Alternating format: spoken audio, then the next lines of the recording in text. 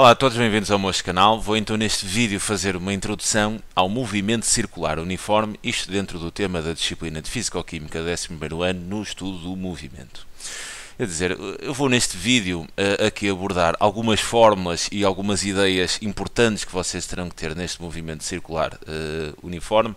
Vou então definir a velocidade linear, a velocidade angular, depois também uma relação que podemos estabelecer entre esses dois tipos de velocidades, a linear e angular, e também assim algumas ideias-chave. Então, o que é o movimento circular uniforme? Quer dizer, teremos aqui então uma trajetória circular. Eu terei, por exemplo, aqui um corpo que há de descrever então esta trajetória circular. Quer dizer, a velocidade que o corpo toma, quer dizer, é exatamente um vetor que é tangente, é sempre assim tangente à trajetória. Esta será então o vetor velocidade, né, que será então a velocidade que eu vou designar como velocidade linear. Quer dizer, e esta velocidade linear no movimento circular uniforme, quer dizer, esta velocidade é constante, ok? E é dada exatamente pela seguinte forma, quer dizer, esta velocidade linear em módulo é dado pelo 1 ΔD, que eu já vou explicar o que é, em função da variação do tempo. Onde este ΔD é exatamente igual ao comprimento do arco descrito pelo corpo, ou seja, imaginem que o corpo vai desta posição inicial até esta, quer dizer, então eu teria aqui o comprimento do arco, quer dizer, o comprimento deste arco é exatamente o meu ΔD. Então a velocidade linear é dada pelo quociente entre esta distância percorrida aqui na trajetória, que será o comprimento do arco, a dividir então pela variação do tempo, ou seja, o tempo que o corpo demora a percorrer este arco. Obviamente que esta velocidade vem em unidades do Sistema Internacional em metros por segundo. Quer dizer, mas no movimento circular uniforme nós não temos apenas esta velocidade, nós teremos também outra velocidade, que será aquilo que chamamos de velocidade angular, que se designa então por um W e é exatamente a nossa velocidade angular. Eu já vou explicar o que é esta velocidade angular. Quer dizer, eu vou então marcar aqui na trajetória o centro, quer dizer, vou unir assim aqui. Quer dizer, o corpo faz este movimento, desta posição inicial até aqui. Ao fazer este movimento, quer dizer, o corpo descreve então assim aqui um ângulo que eu vou chamar este ângulo Δθ, onde esta velocidade angular mede exatamente o crescimento deste ângulo em função do tempo, ou seja, esta velocidade angular é dada pela variação do ângulo, quer dizer, o Δθ, o crescimento do ângulo em função do tempo. Ou seja, temos aqui duas velocidades, a velocidade linear, que mede então a distância percorrida, ou seja, o comprimento do arco em função do tempo, e teremos a velocidade angular, que mede a variação do ângulo em função do tempo.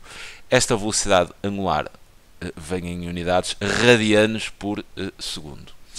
Agora, o que eu vos quero chamar a atenção é que eu vou tentar relacionar a velocidade linear com a velocidade angular. Existe uma relação entre as duas e é um conceito muito usado no sistema, quer dizer, neste movimento circular uniforme. Para percebermos a relação, eu vou então tirar aqui um setor circular. E então pensaria assim num setor circular, seria assim isto, onde vou então marcar o meu ΔD, que é exatamente o comprimento do arco. Terei aqui também, atenção, o raio e terei aqui a variação do ângulo, quer dizer, o Δθ. Vocês sabem da matemática, eu consigo relacionar estas três grandezas, como trabalhando aqui o comprimento do arco. Não é? Vocês sabem que em matemática, quer dizer, eu se tivesse o comprimento todo, o perímetro da circunferência, quer dizer, o perímetro é dado exatamente pela fórmula 2πr. E reparem que este perímetro, se é para a circunferência toda, há de corresponder a um ângulo exatamente de 2π. Ou seja, eu vou escrever que o comprimento total do arco, que há de ser o perímetro da circunferência, ou seja, 2πr, há de corresponder então a um ângulo de 2π. Isto, obviamente, falando em radianos. Se estivesse a falar em Gauss, falaria em 360, mas como a velocidade angular vem em radianos por segundo, eu vou então trabalhar esta ideia em radianos. Quer dizer, o comprimento total da circunferência, que é 2πr, está para 2π. Então, se eu tiver um comprimento que eu vou chamar ΔD, quer dizer, isto há de estar para o meu ângulo, que eu designo aqui como delta θ. O que quer dizer, eu se resolver agora esta regra de 3 simples, em função do meu ΔD, eu vou apenas mudar aqui de cor, eu posso então dizer que este meu ΔD é simplesmente igual ao Δθ vezes 2πr, né? Δθ vezes 2πr, depois dividindo então, quer dizer, multiplicam este e dividem por 2π. Dividindo então por 2π. O que quer dizer, simplificando aqui a expressão, reparem que os 2π's cancelam, então eu tenho que o comprimento do arco, que é o meu ΔD, é simplesmente igual a Δθ vezes r. E agora, reparem se eu pegar aqui nesta relação, e desta forma eu relacionei o quê? Relacionei exatamente o comprimento do arco com o raio e com o ângulo. Agora imaginem que eu chegava a esta fórmula e dividia ambos os membros pela variação do tempo, dividiria aqui pelo ΔT e dividiria então o segundo membro exatamente também por ΔT. Reparem o que é que obtemos. Este ΔD sobre ΔT é exatamente a fórmula da minha velocidade linear, que é o ΔD, quer dizer, a variação da distância em função do tempo. Então, quer dizer, eu vou substituir este ΔD sobre ΔT pela velocidade linear. E agora reparem aqui no segundo membro, eu tenho Δθ sobre ΔT e isto é exatamente a definição de velocidade angular. E então, cá está a relação entre as duas velocidades. Ou seja, a velocidade linear é exatamente igual ao produto da velocidade angular pelo raio.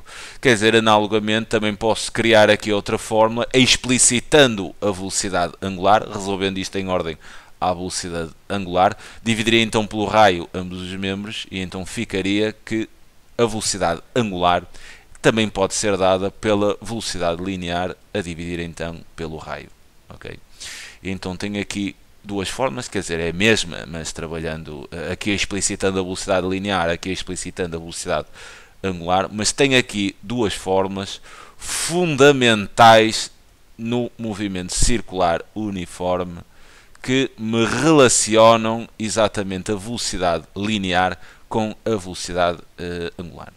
Quer dizer, isto é uma ideia-chave neste movimento circular uniforme e também agora vou trabalhar outra ideia para a velocidade angular. Agora reparem aqui no seguinte, nós sabemos, eu vou só passar para aqui, nós sabemos que a velocidade angular é exatamente o Δθ sobre o ΔT, que é a variação do ângulo em função do tempo. Agora, se eu pensar aqui no seguinte, quer dizer, se eu pensar aqui numa circunferência e imaginar que este Δθ, quer dizer, é um ângulo, é o ângulo todo, então se eu disser que este Δθ é exatamente igual a 2π, e pensar que este tempo, quer dizer, o tempo que demora a dar a volta inteira, podemos designar como t grande, onde este t grande, quer dizer, é o período, onde este é exatamente o período, quer dizer, e o período há de ser o tempo que o corpo demora a dar exatamente uma volta inteira, aqui na trajetória, quer dizer que esta velocidade angular também poderá ser dada pelo 2π a dividir então pelo período, ok? Também é uma fórmula muito usada para a velocidade angular. Quer dizer, este período obviamente vem em segundos, porque é um tempo. Outra ideia também chave, que há de ser então, quer dizer, estou quase mesmo a terminar, quer dizer, este período, que é exatamente o tempo que uma partícula demora a dar uma volta inteira, é exatamente igual ao inverso da frequência. Quer dizer, analogamente, eu poderei dizer que a frequência é exatamente igual ao inverso do período. Quer dizer, a frequência, se o período é o tempo que demora a partícula a dar uma volta, quer dizer, a frequência sendo o inverso, há de ser exatamente o número de voltas que a partícula dá por cada segundo. Okay? A frequência é o número de voltas que a partícula dá por segundo, quer dizer, esta frequência vem em segundo menos 1, por ser o inverso, ou então designada por Hertz. Okay? Agora, apenas uma última noção que vocês terão que ter aqui.